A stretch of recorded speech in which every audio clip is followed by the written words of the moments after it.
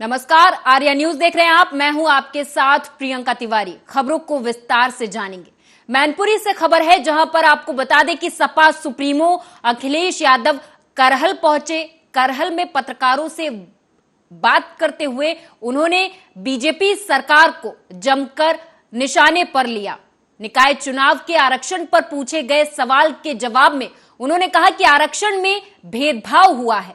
उन्होंने आगे कहा कि अपने लोगों को खुश करने के लिए सरकार ने निकाय चुनाव के आरक्षण में भेदभाव किया।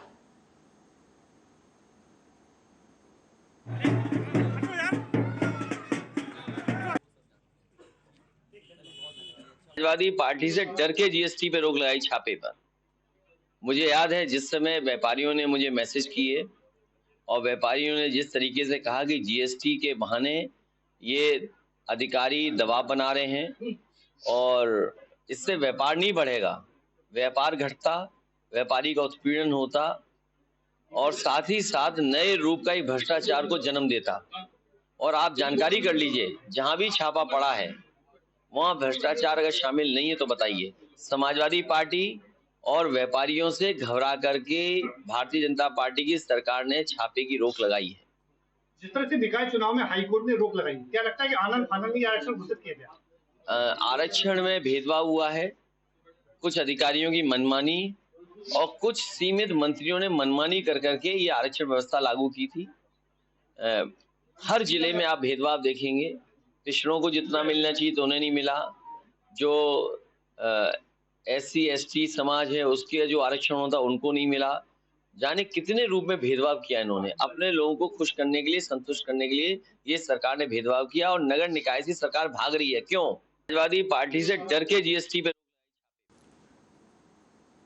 अयोध्या जिले के थाना तारून के सोनेडाह के रहने वाले राजेंद्र कुमार निषाद, जो कि आबकारी में संविदा पर वाहन चालक हैं, जो गांव के रहने वाले युवक के द्वारा आए दिन परेशान करने को लेकर अपने परिवार के साथ आज अयोध्या SSP कार्यालय पहुंचे, जहां पर उन्होंने प्रार्थना पत्र देकर अपनी आपबीती सुनाई है।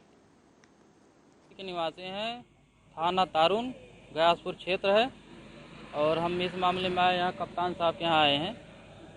धर्मेंद्र नाम का आदमी है, धर्मेंद्र नाम निषाद, पिता का नाम शालिग्राम निषाद और हमारा नाम राजेंद्र कुमार है। हमारे खिलाफ वो एप्लीकेशन डालता रहता है फेसबुक ID व्हाट्सएप पर कि कहता है कि बच्चे से शराब बनवाते हो, महिलाओं से शराब बनवाते हो और हम आबकारी विभाग में गाड़ी चलाते हैं, अपना गाड़ी चला के अपना गुजर बसर कर रहे हैं किसी तरह। वो आरोप लगाता है कि गाड़ी लेकर पूरे जिले में वसूली। गोरखपुर से अगली खबर है, जहां आपको बता दें कि दरोगा की दबंगई से प्रताड़ित दलित आज प्रेस वार्ता करता हुआ नजर आया। उसने न्याय की गुहार लगाई है। ये मामला गोरखपुर जिले के खोराबार थाना क्षेत्र के ग्राम सभा सिकटौर का है, जहां दलित की जमीन है और सिद्धार्थनगर जिले में क्राइम ब्रांच में तैनात दरोगा पवन सिंह राम अवध प्रसाद की जमीन पर कब्जा जबरियन किए हुए हैं। गुंडों के बल पर कब्जा करने का आरोप लगा हुआ है। हालांकि इस दौरान राम अवध ने यह आरोप लगाया है कि आबकारी अधिकारी कोई नहीं सुन रहा। अब हम प्रेस वार्ता कर रहे हैं ताकि न्याय की गुहार लगाई जा सके। क्या नाम आपका है और आज प्रेस वार्ता किस संदर्भ में कर रहे हैं? मेरा नाम राम अवध है। प्रेस वार्ता में जमीन लिया था रामपुर उर्फ रामगढ़, थाना खोराबार, अपने पत्नी के नाम से 10 डिसमिल जमीन रामवृक्ष पुत्र कल्पू से लिया था सर।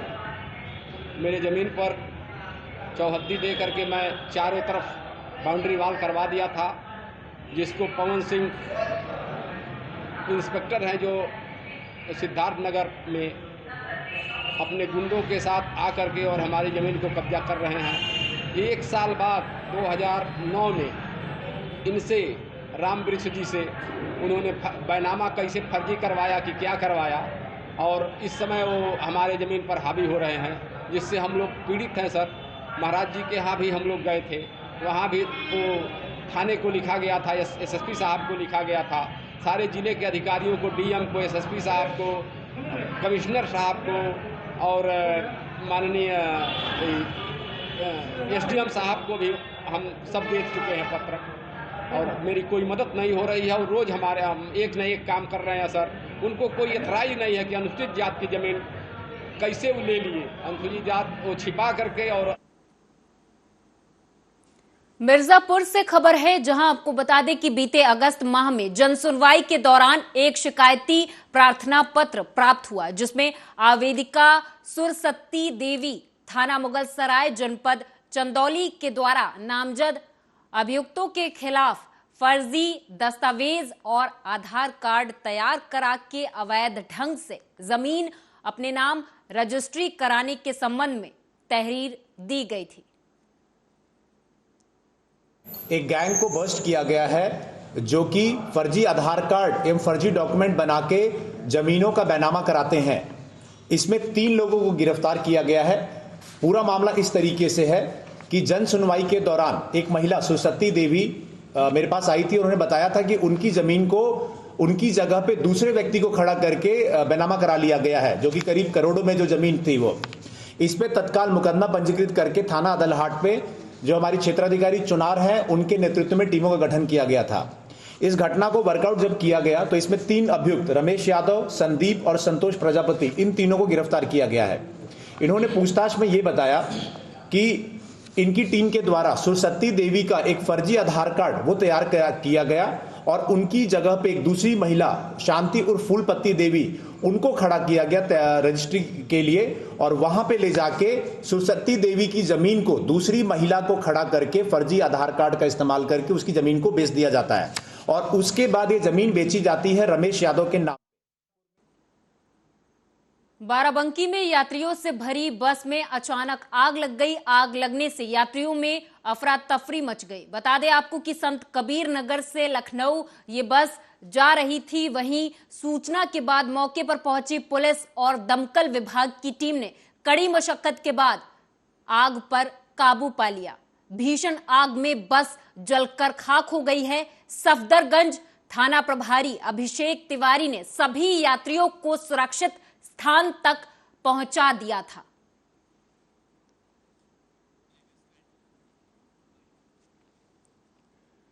औरैया से खबर है, बता दें कि पुलिस अधीक्षक चारू निगम के निर्देश पर जनपद में अपराध और अपराधियों के खिलाफ लगातार अभियान चलाए जा रहे एसओ टीम औरैया और थाना फफूंद पुलिस टीम ने संयुक्त रूप से अंतर जनपदीय वाहन चोर गैंग का भंडाफोड़ करते हुए 4 अभियुक्तों को चोरी के सामान के साथ गिरफ्तार कर लिया है। शासन द्वारा अपराध और अपराधियों पर नकल कसने के लिए अभियान चलाया जा रहा है। इसी क्रम में पुलिस अधीक्षक महोदय श्रीमती चारू निगम मैम, अपर पुलिस अधीक्षक शिषपाल सर के निर्देशन में 2 टीमों का गठन किया गया था। इसमें एसओजी टीम और थाना फफूंद की टीम थी। इसने अंतर जनपदीय वाहन चोर गैंग का भंडाफोड़ किया है, जिसमें 4 अभियुक्त गिरफ्तार हुए हैं, 6 मोटरसाइकिल बरामद हुई है और 1 किलो चरस के साथ ही गिरफ्तार किए गए हैं। इसमें 4 अभियुक्त गिरफ्तार हुए हैं, जिसमें एक अभियुक्त है सोनू दिवाकर पुत्र हरिराम निवासी मोहल्ला कटरा हेमनाथ थाना फफूंद जनपद औरैया। दूसरा है सोमदेव उर्फ सोनू। तीसरा है प्रियांशु गौतम। चौथा है गोलू उर्फ गोलेश। जो सोनू दिवाकर है, इस पे 8 मुकदमे।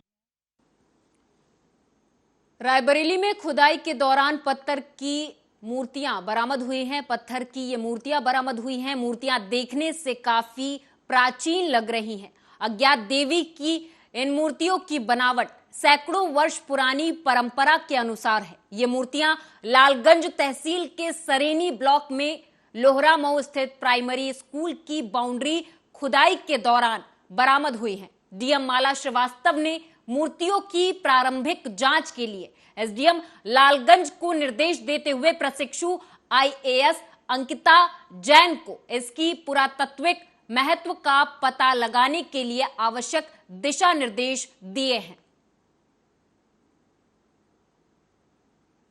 यहाँ पर प्राइमरी स्कूल है, इसकी कल खुदाई हो रही थी, नई खुदाई हो रही थी जी।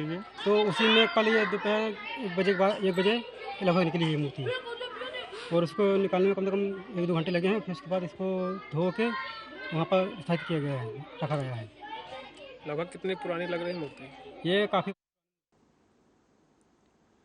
आगरा के थाना मलपुरा के गांव अभयपुरा से आरपीएफ दरोगा और 2 सिपाही सहित 5 लोगों ने सोमवार रात को 2 युवकों का अपहरण कर लिया। रिश्ते में जीजा साले का अपहरण किया गया है। 2 घंटे बाद परिजनों को व्हाट्सएप पर कॉल करके 4 लाख रुपए की फिरौती भी मांगी गई। हालांकि पुलिस ने आरोपियों को गिरफ्तार कर लिया है। कल आए थे हम लोग छत्तीसगढ़ से 4 बजे, तो घर में खाना पीना खाए और रात में ये लोग आए 1 बजे, घर पे करीब पहुंचे 1 बजे। फिर ये लेके हमें वहां से घर से चल दिए। पूरा घर का कपड़ा वपड़ा सब देख कर जो रूम कुछ नहीं मिला। फिर ये लोग हमको बिठाल कर लेके आ गए तो इधर वो आगरा फोर्स वो है तो स्टेशन, उसके पास में एक चौकी टाइप बनी है, उसमें ये लोग हमें छोड़कर चले गए रात में। तो फिर ये लोग रात में डिमांड कर गए थे पैसे ऐसे की, तो हमसे तो ये आए फिर 11 बजे। कितने पैसे की डिमांड की? 4 लाख बोले थे इन्हें। 4 लाख। तुम क्या करते हो? सर मेरा कपड़े का काम है, फेरी वेरी करते हैं, लड़के रहते हैं। कहाँ रहते हो? मैं रहता हूँ छत्तीसगढ़ में सर। अच्छा, यहाँ और घर यहाँ से मेरे चाचा का काम है कपड़े का। अच्छा। कमाल खां पे वहाँ से मेरा कपड़ा जाता है सर। कल दिनांक 12 दिसंबर 2022 को थाना क्षेत्र मलपुरा में गांव अभुआपुरा में एक व्यक्ति के घर पे 4 लोग जो कि पुलिस के वर्दी में थे घर पे पहुंचते हैं, घर में तोड़फोड़ करते हैं और वहां उस घर में जो वादी है उसके भाई को और उसके एक रिलेशन में जो एक जीजा है, इन दोनों को उसको घर से वहां से किडनैप करके ले जाते हैं। किडनैप करने के बाद जो जिसको किडनैप किया उसी के फ़ोन से व्हाट्सएप कॉल करते हैं 1 घंटे बाद और कहते हैं कि अगर आपने पुलिस को सूचना दी तो जो जिस व्यक्ति को हमने किडनैप किया है उसके साथ अनहोनी कर देंगे। कल दिनांक 12 दिसंबर 2022 को हरियाणा के विभिन्न विभागों में खाली पड़े ग्रुप सी के पदों को भरने की तैयारियां शुरू हो गई हैं। मुख्य सचिव संजीव कौशल ने विभागों के सभी प्रशासनिक सचिवों से इसकी डिटेल मांग ली है। साथ ही इसके लिए 15 दिसंबर तक का टाइम दिया गया है। सीएस ने विभागों को जानकारी मांगते हुए कहा है कि हरियाणा कर्मचारी चयन आयोग को इसे भेजा जाए, ऐसे निर्देश दिए गए हैं।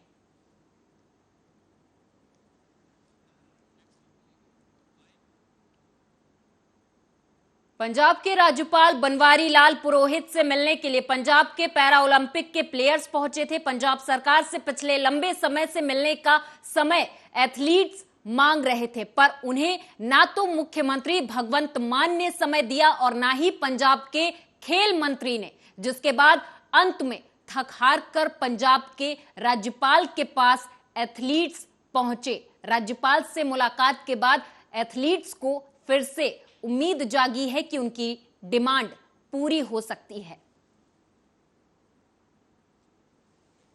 ਇਹਨਾਂ ਦੀ ਪੈਰਾਲੰਪਿਕਸ ਪਲੇਅਰ ਦੀ ਹਮੇਸ਼ਾ ਗੱਲ ਉਠਾਉਂਦਾ ਤੇ ਪਿਛਲੀ ਵਾਰੀ ਵੀ ਤੁਸੀਂ ਇੰਨਾ ਜ਼ਿਆਦਾ ਇਹਨਾਂ ਨੂੰ ਦਿਖਾਇਆ ਟੀਵੀਆਂ ਤੇ ਅਖਬਾਰਾਂ 'ਚ ਤਾਂ ਕਿ ਇਹ ਜਿਹੜਾ ਮੁੱਦਾ ਆ ਫੇਰ ਮੁੜ ਕੇ ਭਖਿਆ।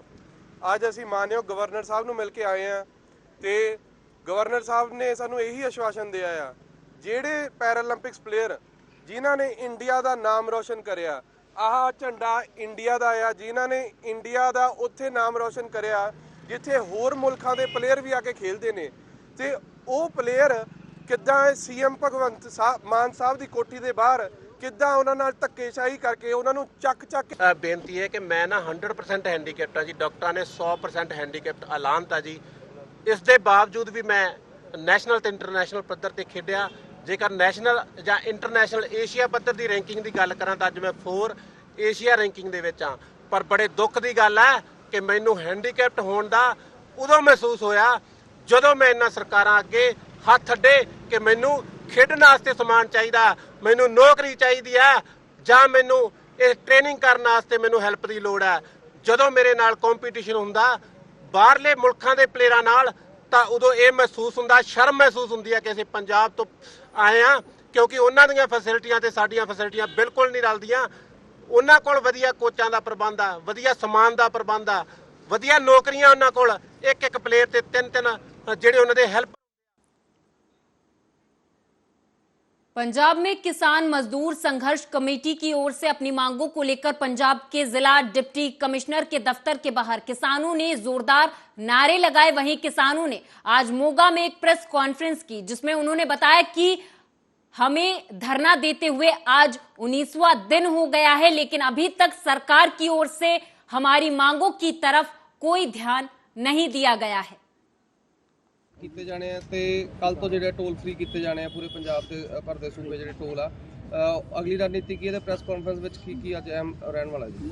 ਦੇਖੋ ਲਗਾਤਾਰ 26 ਨਵੰਬਰ ਤੋਂ ਲੈ ਕੇ ਜਿਹੜੇ ਪੰਜਾਬ ਦੇ ਵਿੱਚ 9 ਜ਼ਿਲ੍ਹਿਆਂ ਦੇ ਵਿੱਚ ਡੀਸੀ ਕੰਪਲੈਕਸਾਂ ਦੇ ਵਿੱਚ ਧਰਨੇ ਚੱਲਦੇ ਔਰ ਬਾਕੀ ਥਾਵਾਂ ਤੇ ਵੀ ਸਾਡੇ ਜਿਹੜੇ ਜ਼ਿਲ੍ਹਿਆਂ ਦੇ ਵਿੱਚ ਉੱਥੇ ਰੋਸ ਮੁਜ਼ਾਹਰੇ ਕਰ ਰਹੇ ਆ ਔਰ ਉਦੋਂ ਤੋਂ ਲੈ ਕੇ ਲਗਾਤਾਰ 19ਵੇਂ ਦਿਨ ਦੇ ਵਿੱਚ ਅੱਜ ਜਿਹੜਾ ਸੰਘਰਸ਼ ਪਹੁੰਚ ਗਿਆ। ਪਰ ਸਰਕਾਰ ਵੱਲੋਂ ਜਿਹੜਾ ਬੇਰੁਖੀ ਵਾਲਾ ਵਤੀਰਾ ਜਿਹੜਾ ਅਪਣਾਇਆ ਜਾ ਰਿਹਾ, ਕੋਈ ਪੁਖਤਾ ਹੱਲ ਨਹੀਂ ਕੱਢ ਰਹੀ ਸਰਕਾਰ। ਉਹ ਜਿਹੜਾ ਸੰਘਰਸ਼ ਚੱਲ ਰਿਹਾ ਸਾਡਾ, ਇਹਦੇ ਵਿੱਚ 7 ਦਸੰਬਰ ਨੂੰ ਤਰਨਤਾਰਨ ਜ਼ਿਲ੍ਹੇ ਦੇ ਵਿੱਚ ਬਲਵਿੰਦਰ ਸਿੰਘ ਪਿੰਡ ਗਿੱਲ ਵੜੈਚ ਜ਼ਿਲ੍ਹਾ ਤਰਨਤਾਰਨ, ਉਹ ਮੋਰਚੇ ਦੌਰਾਨ ਜਿਹੜੇ ਸ਼ਹੀਦ ਹੋ ਗਏ ਸੀਗੇ, ਉਹਦੀ ਵੀ ਸਾਡੀ ਸਰਕਾਰ ਨਾਲ ਗੱਲ ਚੱਲਦੀ ਸੀ ਵੀ ਉਹਦੇ ਪਰਿਵਾਰ ਨੂੰ ਜਿਹੜਾ 10 ਲੱਖ ਰੁਪਈਆ ਮੁਆਵਜ਼ਾ ਐਲਾਨ ਜਿਹੜੇ ਅੱਜ ਕੀਤੇ ਜਾਣੇ ਆ ਤੇ ਕੱਲ ਤੋਂ ਜਿਹੜੇ ਟੋਲ ਫ੍ਰੀ ਕੀਤੇ ਜਾਣੇ ਆ ਪੂਰੇ ਪੰਜਾਬ। हिमाचल के चुनावों में कांग्रेस की जीत और राहुल गांधी की भारत जोड़ो यात्रा कांग्रेस के कार्यकर्ताओं में नई ऊर्जा पैदा कर रही है। कांग्रेस के कार्यकर्ताओं के लिए ये यात्रा संजीवनी बूटी से कम नहीं है। हर कोई कांग्रेस नेता राहुल गांधी को अपनी ताकत दिखाना चाहता है, इसलिए कोई भी हरियाणा का जिला पीछे न रह जाए, इसलिए रणनीति बनाई जा रही है, जोश भरा जा रहा है, ड्यूटी लगाई जा रही है। करनाल में इस यात्रा के लिए इंचार्ज कांग्रेस नेता कुलदीप शर्मा को बनाया गया है। वहीं दिल्ली में हुई मीटिंग के बाद अब जिला स्तर पर बैठक और मीटिंगों का दौर लगातार जारी है। आप देख रहे हैं कि सारी जिले की कांग्रेस एकजुट है राहुल जी के कार्यक्रम को सफल बनाने के लिए। सब ने अपनी अपनी जिम्मेदारी ले ली है, सब पूरा जिम्मेदारी से अपना काम करेंगे और ये यात्रा अपने आप में एक नया संदेश देकर जाएगी। देखिए, जो मुद्दे हैं, जिन मुद्दों को लेकर राहुल जी चल रहे हैं, वो बड़े ज्वलंत हैं, वो देश से संबंधित हैं, समाज से संबंधित हैं और हम सब से संबंधित हैं, हर एक वर्ग से संबंधित हैं। तो सब सहयोग मिलेगा। आपने देखा है कि कांग्रेस, सारी कांग्रेस जिसको कहते हैं जिला की, आज एकत्रित थी। अगर योगी जी नहीं थे, क्योंकि आज दिल्ली में इसी संदर्भ में एक मीटिंग थी और सुबह उनका फोन आ गया था। आज यहाँ पे मीटिंग थी और सभी कार्यकर्ताओं में, लोगों में बहुत जोश है कि राहुल गांधी जी राजा करण की नगरी करनाल में आ रहे हैं और सभी कार्यकर्ताओं ने एकजुट होकर आज हम सब यहाँ पर इकट्ठे हुए हैं और सब ने यहाँ पर अलग अलग अपने पॉइंट्स लिए हैं और शहर में से हमारा जो करनाल से यात्रा होएगी राहुल गांधी जी की, वो नमस्ते चौक से शुरू करेंगे, पैदल होते हुए करनाल आएंगे, करण गेट से, फिर वो जो पुरानी सब्जी मंडी है जहाँ डायमंड है वहाँ से टर्न करके और पूरा NDRI चौक तक पैदल चलेंगे। और उसमें अलग अलग स्थान, अलग अलग, जैसे वाल्मीकि चौक है, वहाँ पे सभी वाल्मीकि बिरादरी के जो भाई हैं राहुल जी का स्वागत करेंगे। और जैसे अंबेडकर चौक है, वहाँ रविदास, उससे सभी जो है उनका स्वागत करेंगे और पूरा झज्जर के लघु सचिवालय में सुबह से ही लाइट न होने के चलते लोगों को अपने काम करने में काफी परेशानियों का सामना करना पड़ा। यहां तक कि लघु सचिवालय में सुबह से बिजली न होने के चलते कामकाज 5-6 घंटों तक ठप रहा। लोगों के द्वारा बताया गया कि लाइट न होने के चलते कर्मचारी भी अपनी सीट पर नहीं बैठे, क्योंकि लाइट न होने के चलते सभी सिस्टम बंद पड़े थे। बाहर खड़ी है और अंदर कुछ कर्मचारी कुछ नहीं है, क्या कारण है? लाइट नहीं आ रही, बिना लाइट कैसे काम करेंगे? अच्छा, कामकाज ठप पड़ा? बिल्कुल ठप हुआ। कितना टाइम होगा? हो गया आधा घंटे करीब। क्या लग रहा है लाइट आएगी या नहीं? किस काम के लिए है? निकलवानी थी। अच्छा, कितना टाइम हो गया? अभी हो गया तकरीबन 1 घंटे से हो गया। फिर निकली नहीं है? ये लाइट नहीं है। लाइट नहीं है। तो क्या लग रहा है, लाइट आएगी नहीं आएगी? पता नहीं कितना टाइम लगेगा, बोलते रहे थे घंटे भर में आ जाएगी। अच्छा, ये क्या कह रहे हैं? ये बस अभी आए थोड़ी देर पहले। अच्छा।